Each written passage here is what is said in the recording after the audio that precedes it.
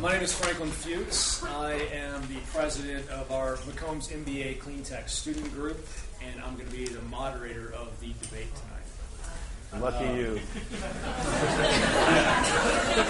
Isn't it appropriate that I'm like right in between the line of fire?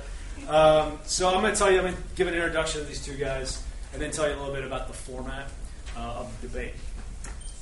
First, this is Professor John Doggett, and I thought this was pretty appropriate that he'll be defending the carbon tax. He's a little bit taxing in and of himself, so I thought that this would be good. He's also my professor, and I'm his TA, so this is an opportunity for me to give you just a little bit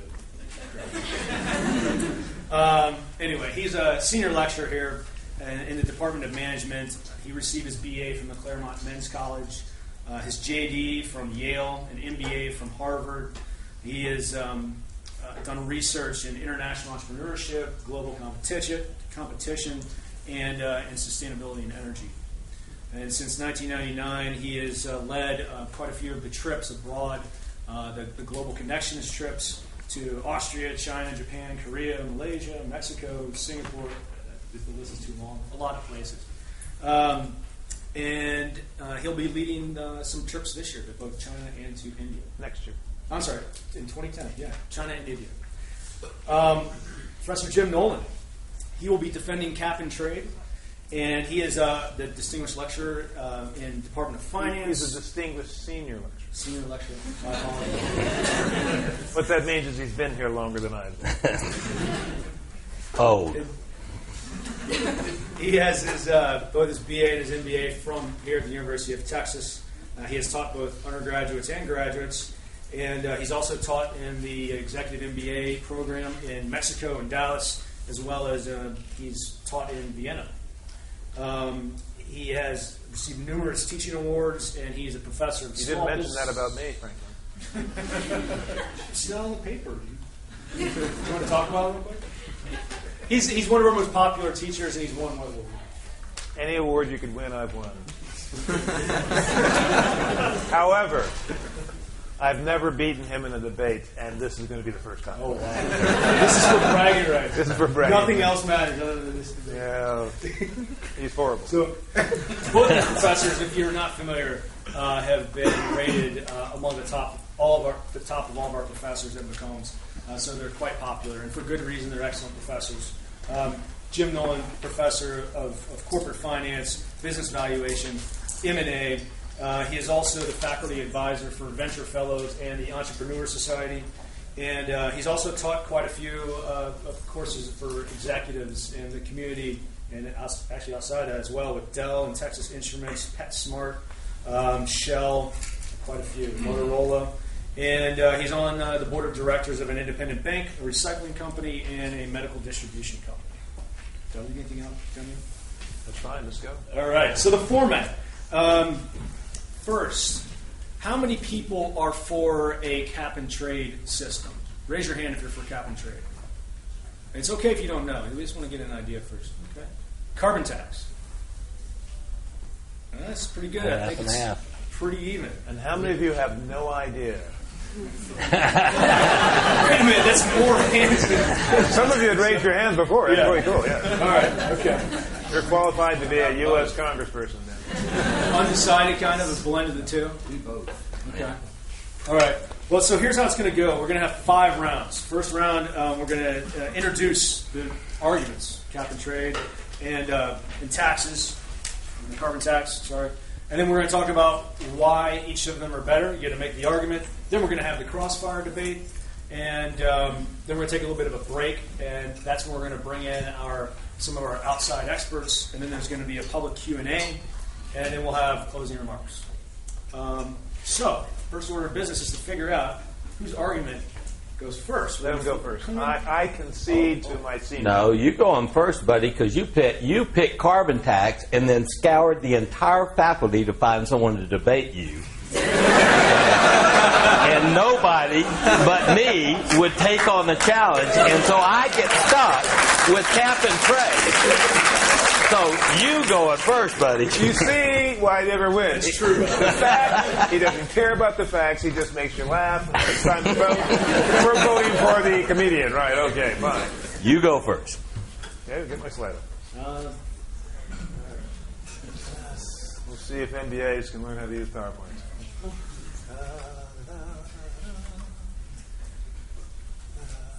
All set. All right. You ready? I'm ready. All right, I'm in favor of carbon tax. In fact, last week I was in South Carolina, and one of the students I was talking to said, it's not a carbon tax. Why don't we call it carbon credit? For a very simple reason. Unlike, okay, this is not working, so you be the finger. Yeah. Next slide. Unlike some people, I think it's very important to understand that global warming is a real issue. Now, there's some people who say, it's the liberals are making us do it. It's a false issue. But I prefer to look at hard data, and the hard data is this. We know that there was a global warming event called the Ice Age. We had nothing to do with it. It came and went without us, but it happens. These things happen. But what we also know is that in 1820, the number of humans on the planet was 1 billion people. And now there's 6.8 billion people on the planet, with all the toys and other things that use hydrocarbons. Next slide. And so my initial premise is this. Whether global warming is being caused by humans or not, anybody who says an additional 5.8 billion people on the planet and the Industrial Revolution and all the things that we have that use hydrocarbons is having no impact on the environment is blind. We are having an impact. So the only question is, what do we do to minimize that impact? Maybe by minimizing that impact, we reduce global warming. Maybe we don't. Remember, the Ice Age came and went, and we were not around. Well, we weren't doing anything. We were running around naked. So maybe we will or will not have an impact. But my position is that's irrelevant. We need to do everything we can to minimize how much we screw up the environment. End the conversation. So the only question is, what's the best way to do that? And I'm convinced that cap and trade is not. So what's a carbon tax? A carbon tax says we're going to measure the carbon content of everything you buy, everything you use, and have a price plus a tax. Like when you go to the gasoline pump and you see the price of gas plus a federal gas tax or state gas tax. Or when you go and buy things that are subject to a sales tax, you see the price you paid for it plus the sales tax. Very clean, very clear, everybody can see it, but more importantly, it's like the good old days before they had unit pricing on products. So you'd go to a store and you'd look at 2 or 3 versions of cereal or deodorant or bleach, and they'd have different sizes and different prices, and you'd have to do math in your head to figure out which one was more cost effective. And then they invented unit pricing so you could compare the price per ounce or the price per pound or the price per piece. And suddenly it became very clear that some things that looked like they were just the same, in fact, were either more or less expensive. We've had decades of experience with consumers being able to go into stores, see that price differential, and then decide, this is what I want to do. Carbon tax gives you the ability to do that. It's transparent and it's clear. More importantly, it's already in existence in one of our neighbors, in the British Columbia, which is, for those of you who are educated in Oklahoma, that is part of Canada. And it's north, okay? So how does it work? In the British Columbia, they've come up with a revenue-neutral form of carbon tax. Next slide, please. What they do is they start off with a charge of $10 Canadian per ton of carbon. It goes up by, $5 Canadian each year until eventually it gets to $30 Canadian. It does 2 things. You know what the tax is, you know what the cost is, and you know what's going to happen to it. It is predictable. It is clear. It is transparent. And therefore, businesses know what they have to do. They know the cost is going to go up. And unlike cap and trade, you don't need a bunch of accountants or bookkeepers or EPA sheriffs to regulate the system. The price is going to go up, and all you have to do is look at the actual cost, and then you can decide whether or not you want to do it. Next slide. This is how it looks. For those of you who can't read, this is a picture of how it works. Okay? It's very simple and transparent, which is one of the reasons I like it. Next slide. What they've done in British Columbia is they said, for every dollar that we take in carbon tax, we're going to give it back to the people. When you hear what my dear friend Professor Nolan says about what they're going to do with the cap and trade money, the one people who aren't going to see it are the people, the taxpayers.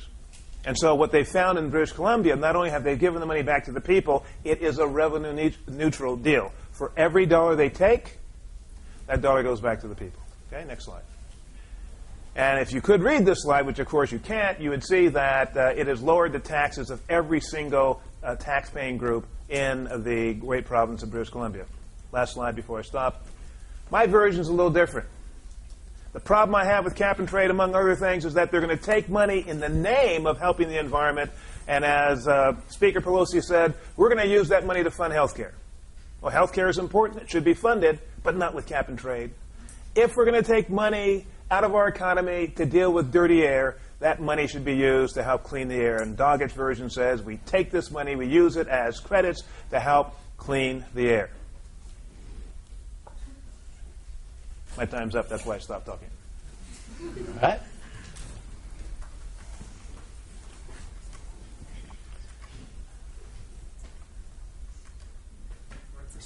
All right.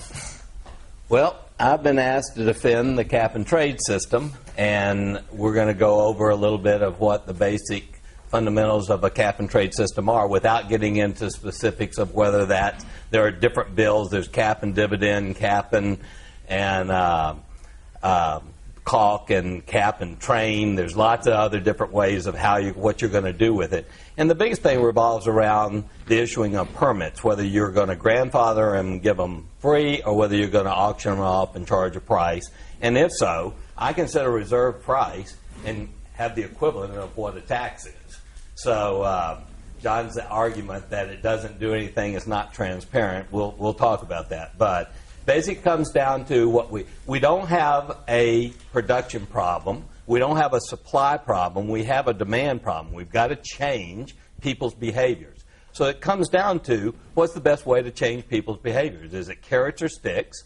Okay. Carbon tax purely is punitive. There's no upside, okay, other than to charge people a tax for this. Whether you believe that government is the best vehicle for getting people to change or whether you believe the marketplace is a better way and more efficient way of getting people to change and deal with this problem. Next slide.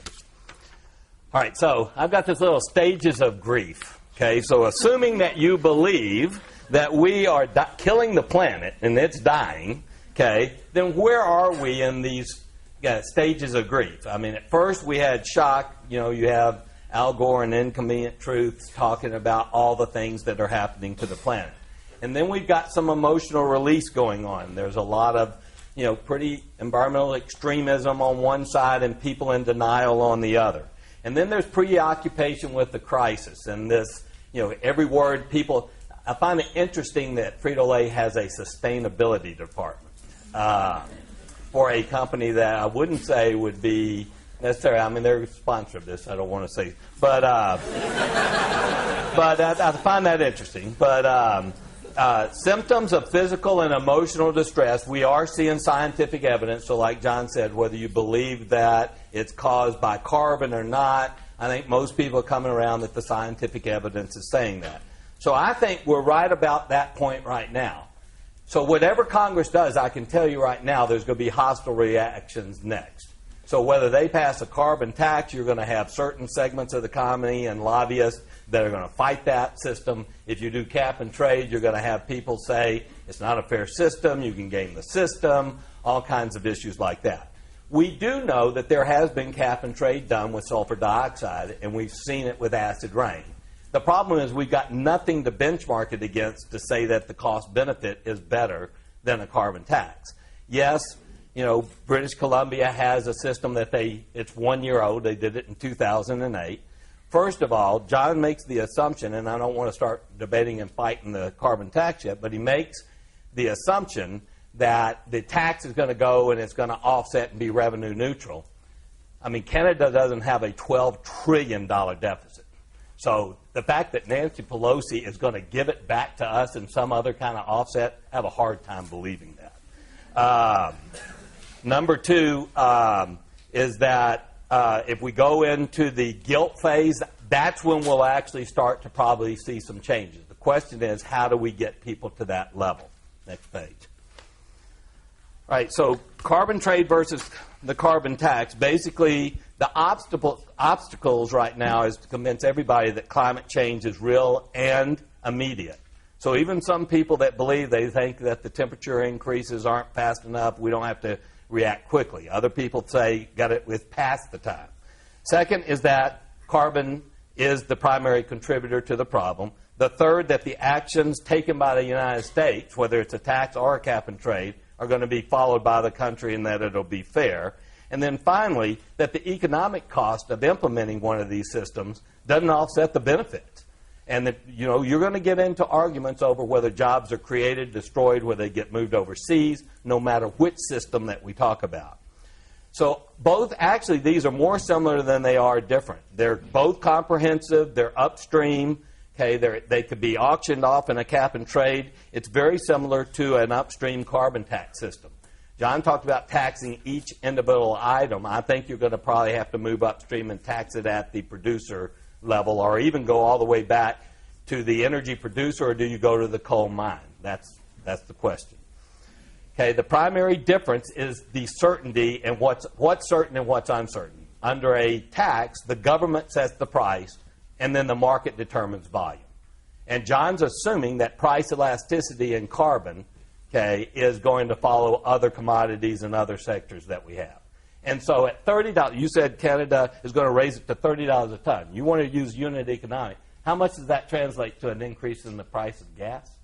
Well, if it's 6 cents? 9 cents in the U.S. Ooh, 9 cents. Boy, I'm going to stop driving my SUV for 9 cents. So that's going to really change my behavior.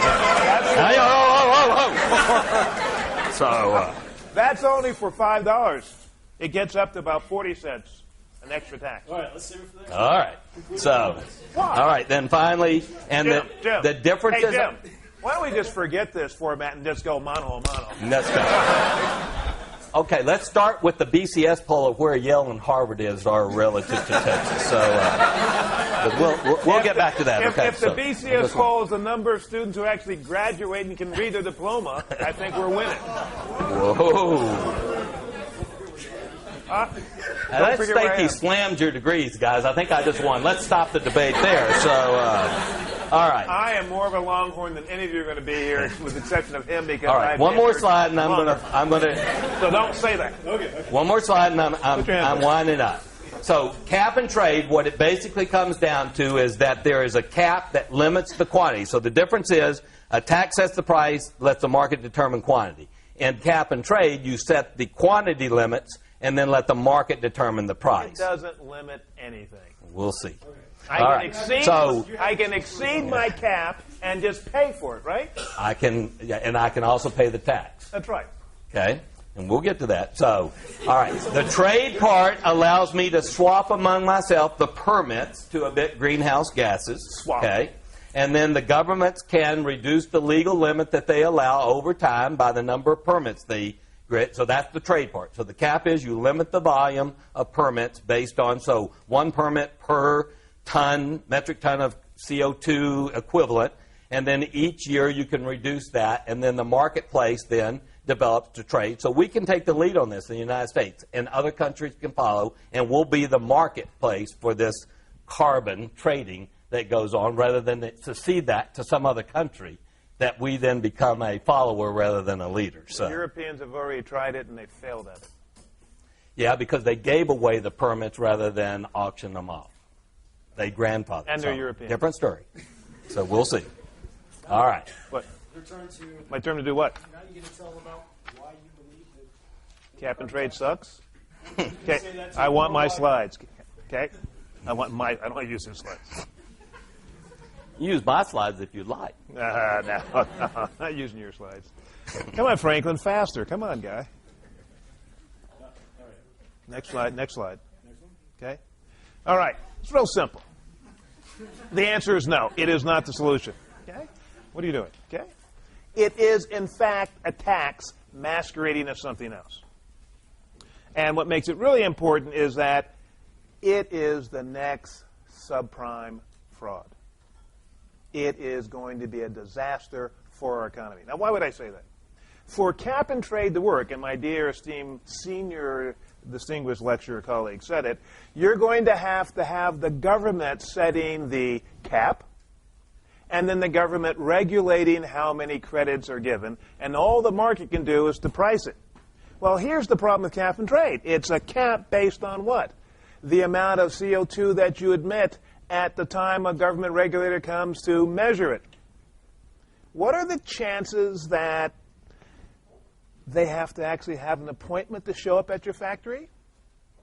100%. They can't just show up and say, we need to measure what's going out of your smokestack. And so what are the chances that people have factories that are going to say, okay, maybe when you show up, it's going to be everybody stay home day, so that the amount of carbon going out of the smokestack is less that day, because that becomes our cap for the year. And then tomorrow, when the government regulators are gone, it's back to normal polluting business.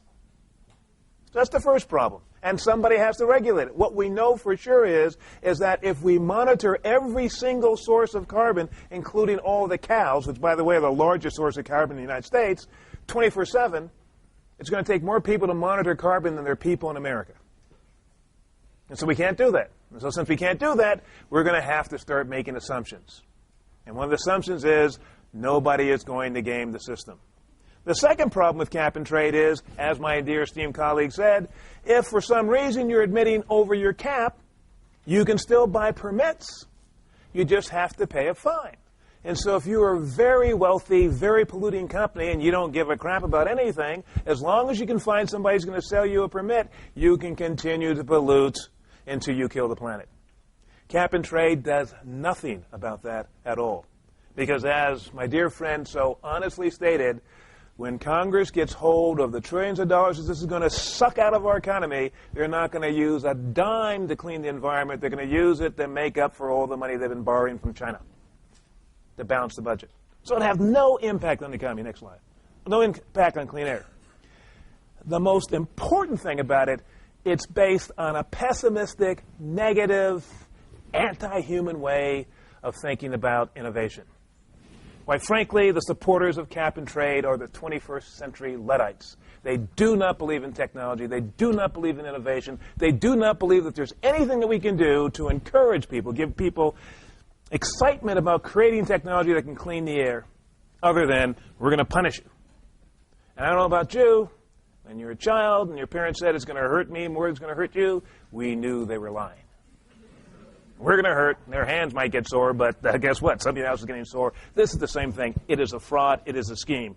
And none of the money is going to go to help the environment. If we care about the environment, which I do, if we're going to take money out of the economy in the name of cleaning up the environment, which I think we should, then that money should go to do one thing, which is clean up the environment, and cap and trade will not do that. Next slide. What we know is existing system is going to miss 30% of all sources of emissions because it's going to miss landfills and it's going to miss a lot of things like cows. And there's some problems. A two-stroke string trimmer, you've seen those little things that cut weeds? Two-stroke runs gasoline. That little string trimmer emits more greenhouse gas emissions than 40 Toyota Corollas. Because I bet you've never seen a string trimmer with a catalytic converter strapped onto the back of it. They have nothing to clean the air. So, wouldn't it make more sense to ban those and come up with new technology? I happen to be on a company that makes propane-powered string trimmers that the EPA loves so much, they've given us the 2008 Clean Air Technology of the Year award because we have zero evaporated emissions because we're using propane. And we're a lot cleaner than string trimmers. Finally, if this is such a great idea, then the Europeans who have tried it would say, okay, we've tried it, we've decided cap and trade makes sense, and so we're going to make some improvements to it, but we're going to keep it. Nicolas Sarkozy, the president of France, has introduced legislation that is being debated today by the French parliament to scrap cap and trade and to introduce a carbon tax. And if the French think cap and trade doesn't work, holy cucumber. Next slide. How much more time do I have? 5 more minutes. Wonderful. Oh, gosh. There will be nothing left, Jim. I tell you. Here's another problem with cap and trade. It's based on an assumption that if we reduce carbon input by 80% by 2050, it's going to have a big impact on the environment. There's a minor problem. We've never measured carbon footprint. We still do not know how much carbon is safe for the environment. This is an arbitrary number that's been pulled out of some hat, and we don't know if that's the right number. Maybe it's 60%. Maybe it's 90%. Maybe it's 110%. Maybe we need a carbon negative environment. Nobody knows for sure because there's no science to support the number 80%. Why is there no science? Because in 1990, nobody was measuring carbon. That's the benchmark. What's wrong with having a benchmark that nobody ever measured? Because it doesn't mean anything. 2 other data points you can see. Let's go to the next slide. Here's what happened when the Europeans tried it. They started in 2005, which is 4 years ago. What they found was that the only way they could do it was to exempt anything that was not a very large company, because they couldn't justify having the infrastructure to go after every single mom-and-pop store all over the EU. And by doing that, they exempted 55% of all the emissions. But in spite of that, just focusing on the 10,000 largest companies in Europe, what they saw in Germany is that the price of electricity went up 25% in the first 2 years. More importantly, what they saw was that the most efficient folks who were running businesses that required a lot of energy because they were just using tax cap and trade versus encouraging innovation, those companies started to shut down and move jobs to other countries which were not playing by the same rules. Go ahead. The goal was to reduce the amount of greenhouse gases emissions. 2 years after the European Union cap and trade scheme went into place, emissions went up. In fact, if you looked at every single European country that has signed Kyoto and has tried to live up with Kyoto, emissions have gone up. Why? Because it's a treaty. It has nothing to do with innovation. It has nothing to do with creativity. And it doesn't work, which is why Nicolas Sarkozy is saying we need to go to something that's clear, simple, and transparent, that generates money that can be used to invest in technology that will clean the air. In fact, what we're finding is that it could double the cost. Next slide. And so in Germany, the cement manufacturers, cement, who cares about cement? All it does is be the foundation for building things. Cement manufacturers saying if the cap and trade system that the EU is imposing actually continues to go the way it's going, their price of energy could double, and it could take half of all their revenue. Translation, you won't get cement made in Germany anymore. And where's it going to be made? It's going to be made in other countries that aren't going to cooperate. Next slide. So why is that important? Jim talked about the price. There has to be a price. There has to be a floor. But where does that come from? It's made up by the government. The cap is made up by the government. And as a result, this is a system that we're going to create, and then we're going to figure out whether or not it works, but it doesn't reflect the external harms. It is totally, this price and cap are totally uncoupled from what's going on in the environment. Let me give you a couple examples. Next slide. Remember in the good old days when, last bullet point, when the price of electricity went through the roof in California? With a cap and trade system, the cost of regulating the system would be greater than any benefit to the economy, because the price of carbon credits would explode if the price of electricity went up. Why did the price of electricity go up? Because nobody was investing in clean energy production technology.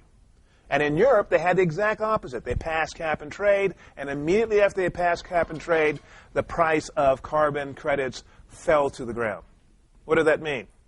You thought you were going to pay, to use an example, $30 a credit. Now you're only paying $5 a credit. Well, what the heck? I can just pollute as much as I want because it doesn't cost me anything to buy anything. Now, Europeans wouldn't sound like that, but that's what we found out. Because the price is completely artificial. Next slide. The bottom line is, here's the strongest argument in favor of cap and trade.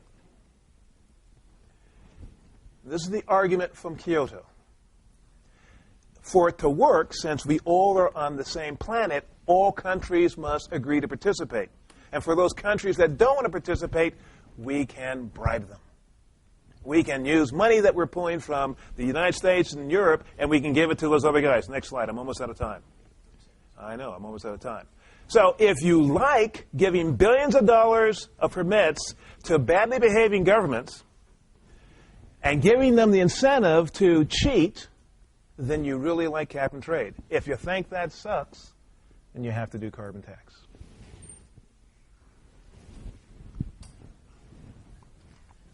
Well, I find it extremely interesting that I've known John, and he's been a colleague and friend of mine for a long time. And I always thought, being an entrepreneurship professor, that he was really into capitalism and free markets and fiscal conservatism and get the government out of my way, let innovation. It turns out that you're nothing but a bunch of big government liberal tax and spend guy, right?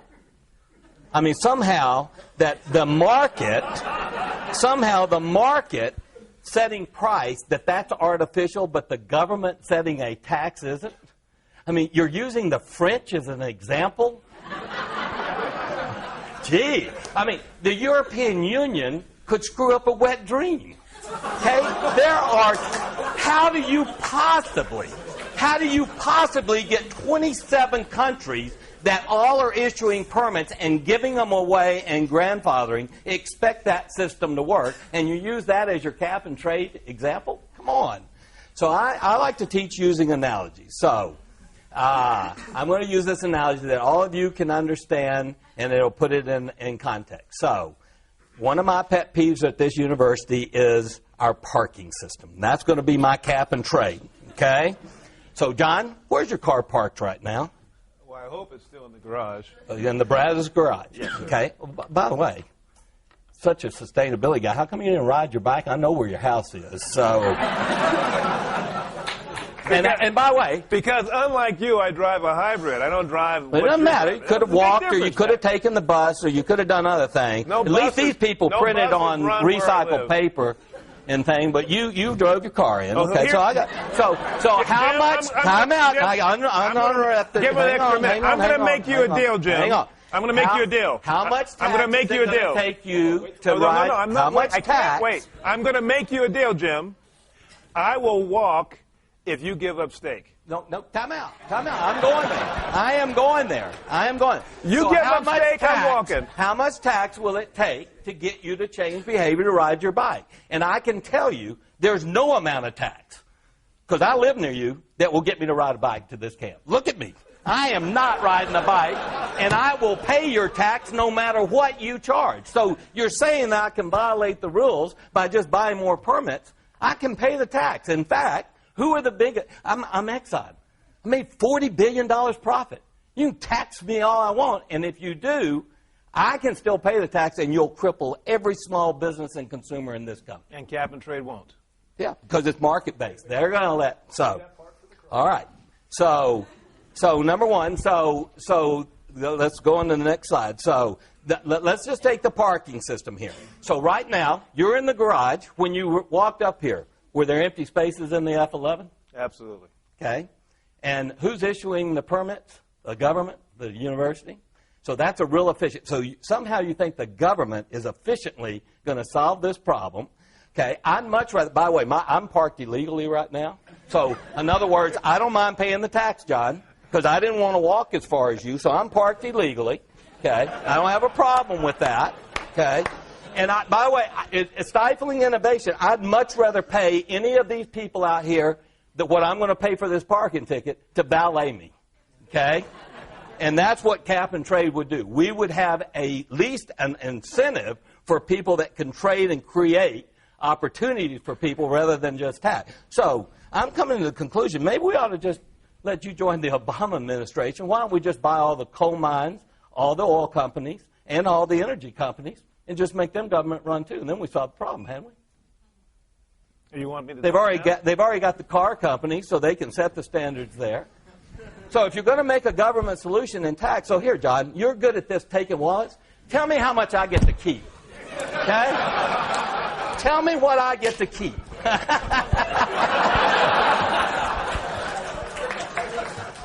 That's yours.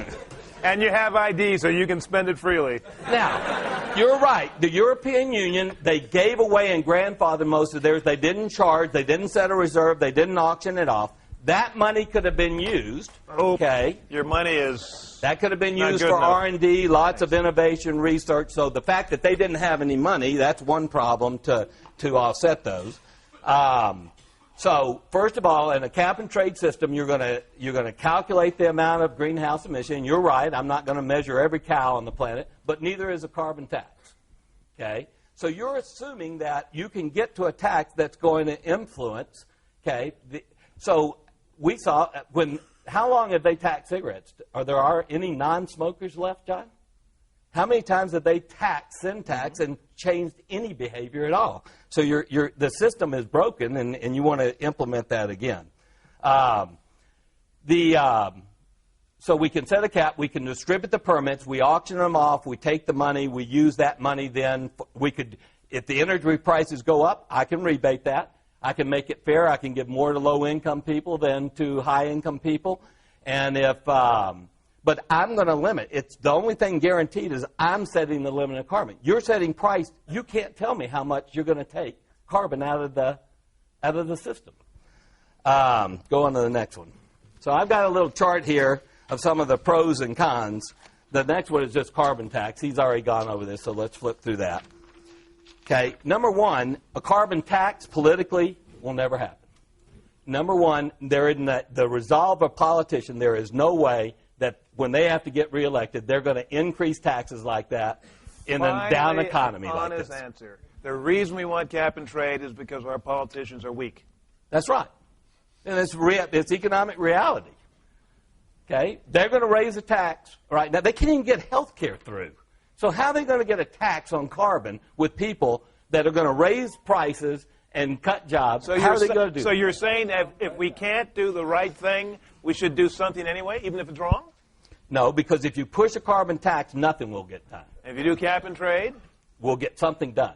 Because Something done. Politically, it is acceptable. So, like I said, the sulfur dioxide problem, we've seen it work before. Another one is that climate change the problem is not with the pricing problem. It's a problem with volume. Guaranteeing that target's met is the only way to do it. Pricing isn't going to do it by itself. Science can determine then how much the cap. So you're saying the politicians are going to set it. At least this way, okay. So I find it interesting that you think that the cap is made up, but the tax amount they're going to charge isn't by Congress. That they're going to use some scientific method to set this tax.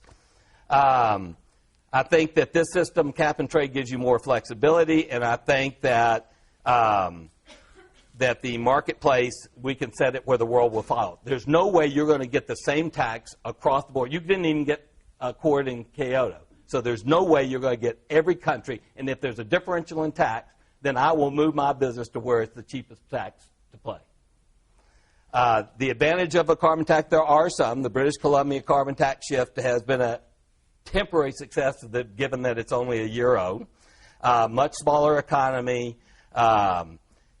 It establishes a price, which does make, and I will say as a finance person, having price certainty is helpful in determining investment decision-making policy. So having a volatility, but if the carbon market's big enough, there would be a way to create a marketplace for hedging and for futures and things like that to get it less variable. The cap and trade could be subject to gaming. But again, if you set reserves so that there isn't, don't let it fall to $10, or to $2, that you set a reserve price of $30, and if they don't buy it, those carbon prices. And to talk about, it's hard for people, it's easy to put pressure on politicians to change the tax. If I buy a permit and I bought it for $100, I'm going to resist anything if I bank those to lower that price. Okay, because I've got an investment in it. So I'm going to want those prices to stay at that level or go up because I've got an investment in those permits. If I go on the disadvantage, next slide, there are disadvantages to both of these. The price volatility, as I said, is a problem for cap and trade, the gaming and market imperfections, but those can be regulated.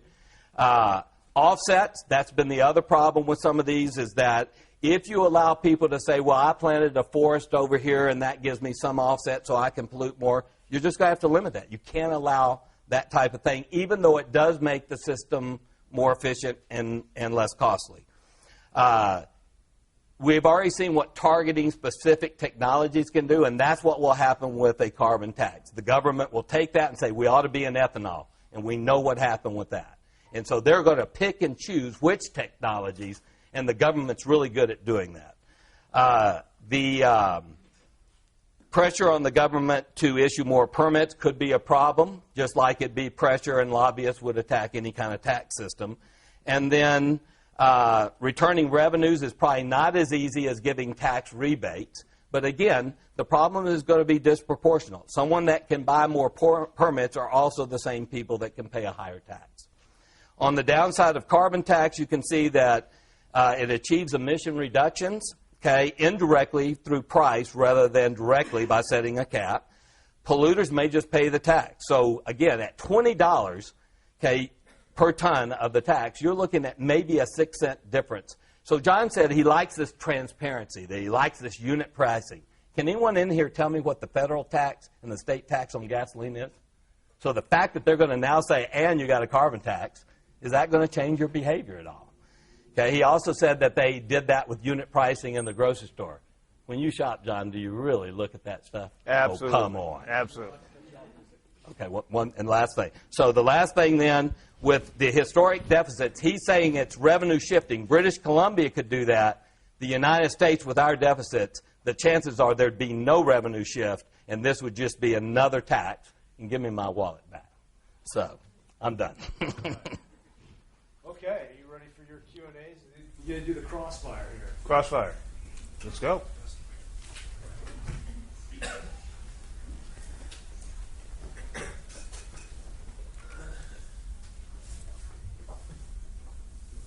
Yep. The big problem with this entire debate is that it's an idiosyncratic, myopic, narcissistic debate. It's going on the assumption that all that counts is the United States and Western Europe. Next slide. The reality is, according to the New York Times, China now is the largest source of greenhouse gases in the world. And in fact, the real number is China and India alone represent 25% of all the greenhouse gases emitted in the world. Next slide. And they have said, no deal. So, if we go back to the previous slide, if you look at the slope of the top line, which is China, we can find cap and trade and have a reduction.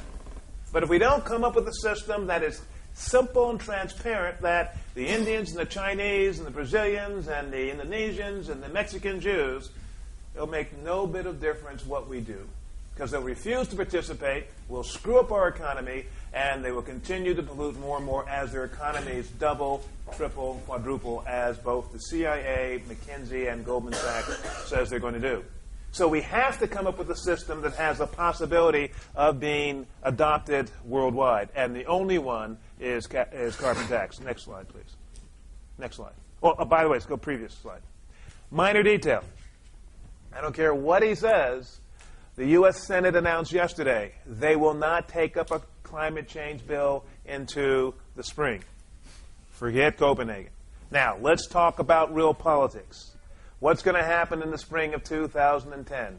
Every single member of the House of Representatives is going to be up for re-election. A third of the U.S. Senate is going to be up for re-election. What is the chance, after fighting over health care, in the spring of an election year, they're going to say, let's screw the rest of the economy up? It's not going to happen, especially if it's cap and trade, which is far too complex, where the costs of regulating it are going to be massive. It is I know why you like it, Jim. It is an accountant's and financial Full Employment Act. There you go. Okay. And we don't need that. Okay, next slide. Here is a fact that most American politicians do not understand. According to Goldman Sachs and McKinsey, in the next 10 years, there are going to be 750 million new members of the middle class of Brazil, Russia, India, and China, buying things that members of the middle class buy, things that use electricity. And if we don't have a system that is global, that can be easily regulated, and these guys aren't playing with it, and it doesn't make a darn bit of difference what we do in our economy, to our economy, it will not have any impact on the environment. If our goal is to clean the air, then we have to come up with something that is easy to adopt worldwide. Next slide. If you want to look at this gives a little data. The far right, the big purple-blue bubble is per capita consumption of electricity by Americans. The little small olives on the far end are per capita consumption of electricity by Indian and Chinese. Now, what's important about this is the largest bubble represents 308 million people. The two small ones on the other end represent 2.5 billion people. So what happens when you have 750 new members of the middle class in the next 10 years, or according to Goldman, 3.5 billion new members of the middle class of these countries in the next 40 years to the size of that bubble? A small increase because you have 2.5 billion people represents a massive consumption of energy. So if you care about the environment, any system that we adopt here can't be one that says we're better than the Italians. It has to be a system that can make sense to developing countries whose economies are exploding. And the only hope we have is a carbon tax or a carbon credit system. One more slide. Let me give you an example. These are pictures of high-end housing developments in Beijing, the People's Republic of China. Looks like California. It's not. This is Beijing. I've been there. I've seen them. And they cost a heck of a lot more than it costs to buy houses like that here. Next slide. Here's a picture of Pudong in Shanghai. Took my students there, took this picture. But here's what will give you a sense of why it is crucial that the Chinese and the Indians be involved in this conversation. Next slide. The top is Pudong in Shanghai, 1990, and the bottom is Pudong in 1999. Go back one slide. This was done in 9 years. And it's happening all over China, all over India. And remember, India and China alone represent 40% of the world's population. So the problem I have with cap and trade is that the infrastructure that's required for it to work simply will not work outside of the United States and Europe. Nobody's going to waste the time and energy trying to do that.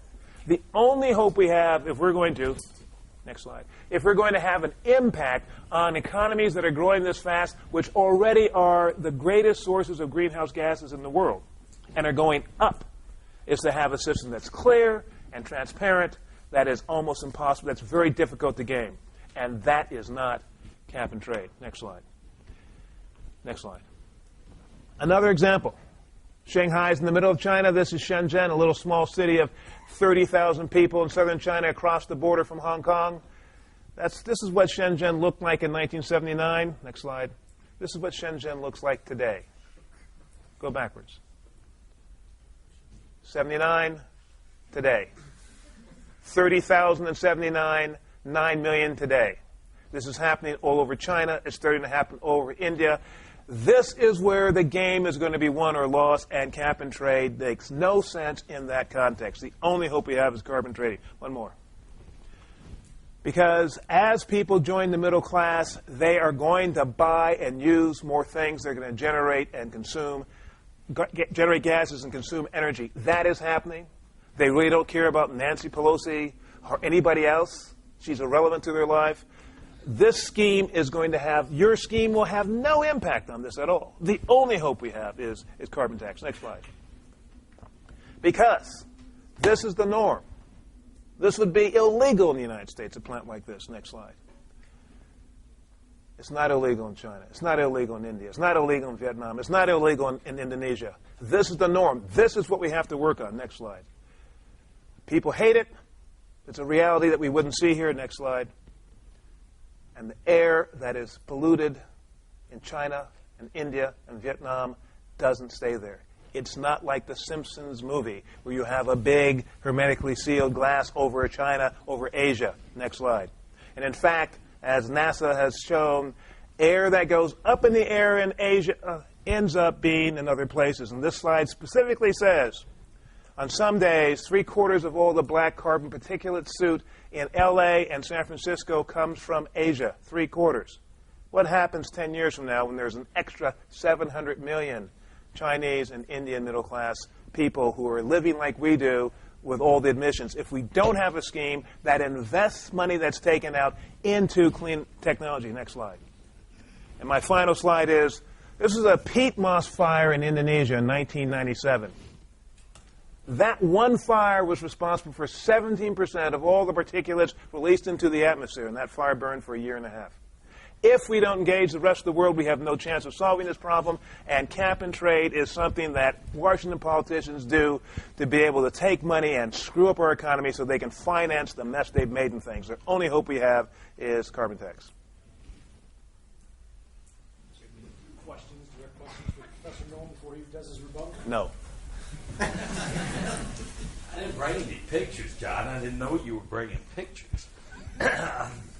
My problem is that you're assuming that we pass a carbon tax here, which politically, like I said, is dead on arrival. So even if it gets to the spring, it's not going to go anywhere. But how do you get the rest of the world to implement a carbon tax? Can't even get it in. You can't get treaties done. How are you going to get them to tax their people to raise prices to the point where your 750 million people aren't going to buy things because the price, 6 cents more a gallon for that $30 tax you charge them, is going to stop them from behaving that way? You want me to answer that question? Yes, sir. What I love about my approach, which is raising money, is that all of it's going to go to be invested in clean technologies that then we can sell to the rest of the world. Why can't my auction of permits go to because clean it doesn't technology? work that way. Why? You already said the guys and gals are going to buy these permits and they're going to hold on to them, hoping that the market goes But the up. government auction them. The government's got the dollars. And The trade's that's secondary market. What has Speaker Pelosi said she's going to use the dollars? What do you think she's going to use the tax dollars for? She's going to use my permit dollars. She's sure going to damn near use your taxes. So that's why the Doggett approach is the only one that has any hope of being successful, which is you say, we're going to do this, we're going to take this money, we're going to invest it in clean technology. You can't use it for anything else. Say that for permits. I mean, they license. If you say that for permits, we might have an agreement. Okay. Are you willing to do that? And I can set a reserve. Are you willing to do that? And what's the difference between me setting a reserve price of $30 a ton and your $30 tax? Because if you don't pay $30, we don't have an auction, you don't have a permit, and you don't get to produce. Because the difference is my price goes up every year, gets higher and higher and higher. And as the economy expands, there's going to be more carbon emitted, and you're going to have to keep increasing taxes. Absolutely. And the next thing you know, like I said, you got my whole wallet. The problem with socialism, John, is that eventually you run out of people with money. You know? Eventually the people with money just run out of it. Well, there's nothing I can say about that. I know that. You can tax us, but 100%'s the limit. Okay, well, let's do carbon credits. We'll give you credits. Oh, and that's as bad as giving these offsets. How do you monitor that? You tell me you invested in this technology and it's giving me certain results. And how do you monitor that? You prove it. How do you prove it? You prove it by measuring the impact. You mean those unexpected inspections that we're going to get when I prove it? That same problem we have with carbon credits? Yeah. It's easier to do if you're talking to scientists and business people and you're not trying to monitor every single business, every single cow, every single landfill. It's a lot easier, takes fewer people, easier to manage. Okay, so you're telling me that every country in the world is going to pass a carbon tax and the tax is going to be the same amount where I'm not going to move to a country that's at 10%. So you've finally fallen into my trap. Okay. Oh, you're going to bribe like we did what? The Shah of Iran and a few other things that really went well. Not that trap. All we have to do is collect enough money to invest in new clean tech businesses to get them to the scale that they can sell their products globally, and we won't need to subsidize them anymore because you saw what's going on in China. Their people want clean air also, and if we are the only people... Well, I actually like the bubble idea. I think for the amount of taxes you're going to charge me, I think I'd build a bubble over China and India. And maybe that grass fire, too. So, huh? I mean, the total dollars. Come on, John. I mean, you're acting like that you can get consensus on taxation across all these nations. How are you going to do that? You talk about all of the problems with this cap and trade system. You don't need consensus.